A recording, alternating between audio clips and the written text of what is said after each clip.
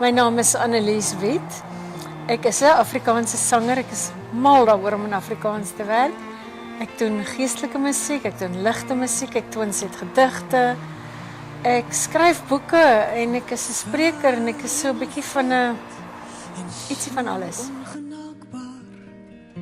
Eintlik enigiets wat ek skryf, of dit nou musiek of 'n storie is, kom uit ervaring. Baie keer is dit ander mense se stories wat my aangryp, wat ek iets meer van maak of wil aangee met hulle toestemming natuurlik. En partymal is dit goed wat met myself gebeur, iets wat my emosioneel baie diep raak of wat my lewe 'n bietjie omver gooi. En dit kom gewoonlik op een of ander manier uit. En as dit nie 'n liedjie is nie, is dit 'n storie. Weet jy, ek het altyd 'n sagte plekkie, sal ek altyd hê vir Kaalvoet, wat my eerste album se titelsnit was. Dit bly maar iets so spesiaal, dink ek, soos jou eerste babietjie.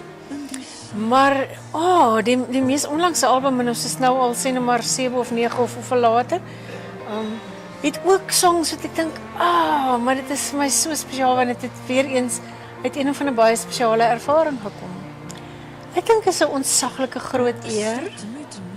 Dis 'n vreeslike lekker gevoel. Dis 'n gevoel van, mense het raak gesien wat jy doen, maar dit kom so onverwags. Jy het nie geweet, hulle weet van jou nie. En dan ewe skielik sê hulle vir jou, ons hou van wat jy doen. Dis 'n gawe. Dit is regtig 'n groot geskenk om te kry. Maar as ek nou dit sê, dan dink ek aan my tannie, het altyd van brood gepraat as 'n gawe.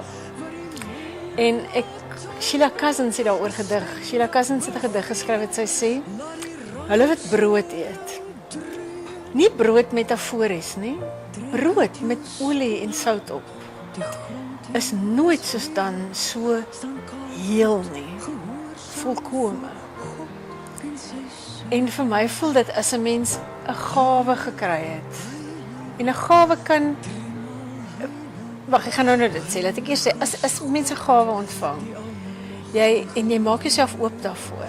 Nee, dis oop hart, dis oop kop, dis oop mond, en jy eet, en jy raak toenemend verwonderd daaroor, en jy breek, en jy deel uit. Jy's nooit soos dan so heel nie. Dis 'n wonderlike, helende, goeie ervaring.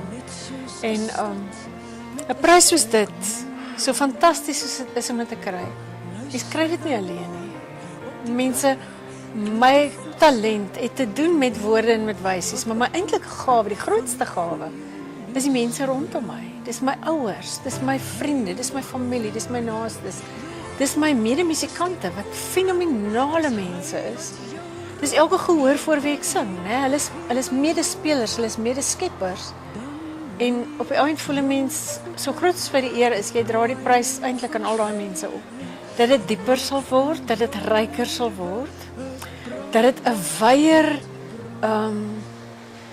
skoop is van mense se ervaring sal dek. Dit is nie net oor sekere, ek wil amper sê hoogtepunte skryf nie, maar oor die alledaagsheid van geloof en mense se seer en se klag en se blydskap en se vervoering, dat ons al die kante nie net kan verwoord nie, maar op so 'n manier kan aangee, dat dit mense heel maak en dat dit hulle naby bring aan God. Toe ek baie jonk was, het ek Michael Card ontdek, die Amerikaner. En hy was vir my fantasties, want hy kon iets van die Bybel vir my oopsing, wat vir my wonderlik was.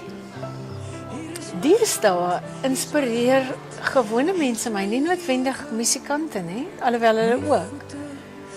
Maar mense wat deur dik en dun na God bly soek, selfs wanneer hulle aan hom begin twyfel.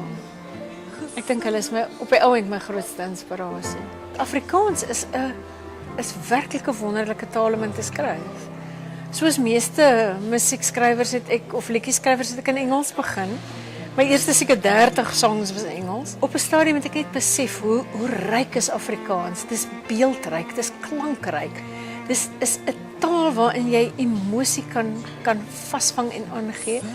Jy kan so speel met Afrikaans dat ek dink, wow, Ons is gelukkig en ek het geen vrees dat Afrikaans gaan uitsterf nie, want iets so mooi soos dit is soos die sterre in die hemel, hulle moet net aanhou bestaan tot daar einde aan alles kom, maar Afrikaans op sy eie kan nie tot niet gaan nie, dis te kosbaar.